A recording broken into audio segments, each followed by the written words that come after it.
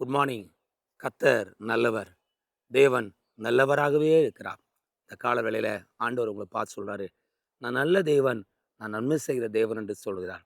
உங்கள் வாழ்க்கையில கத்தர் பல நன்மைகளை, ஆசீர்வாதங்களை தருவதற்கு உண்மை உள்ளவராக இருக்கிறார். யாருக்கு ஆண்டவர் நல்லவராக இருக்கிறார்? தேவனுடைய வார்த்தை இவ்வாறாக சொல்லுகிறது. சங்கீதம் 73:1, சுத்த இருதயம் உள்ளவர்களாகிய இஸ்ரவேலருக்கு தேவன் நல்லவராகவே இருக்கிறார். தேவன் நல்லவர், அவர் மாறாதவர். அவருடைய நன்மைகள் மாறாது, கிருபைகள் மாறாது. ஆனால் மனிதர்கள் தான் நிறைய மாறிறாங்க. தீய எண்ணம் உடையவர்கள், பொறாமை உடையவர்கள், சுத்த இருதயம் இல்லாத மனிதர்கள், பேராசை உள்ள மனிதர்கள், இப்படிப்பட்டவர்களுக்கு தேவன் நல்லவராக இருக்க முடியல, நன்மை செய்ய முடியல. அவங்கள ஆசீர்வதிக்கணும்னு நினைச்சாலும் அவர்கள் நல்லவரா இல்லாதனால வாழ்க்கையில மாற்றம் இல்லாமல் போய்விடுகிறது.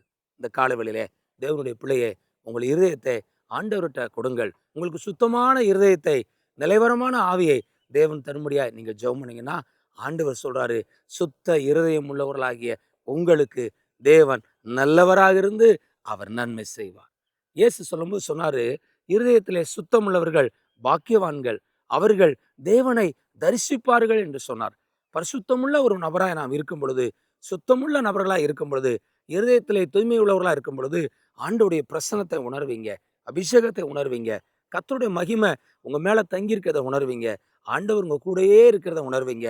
பல தரிசனங்களையும் சொப்பனங்களையும் தேவனை பார்க்கிறக்கூடிய ஆவிக்குரிய ஆசீர்வாதத்தினாலும் கர்த்தர் உங்களை நிரப்புவார்.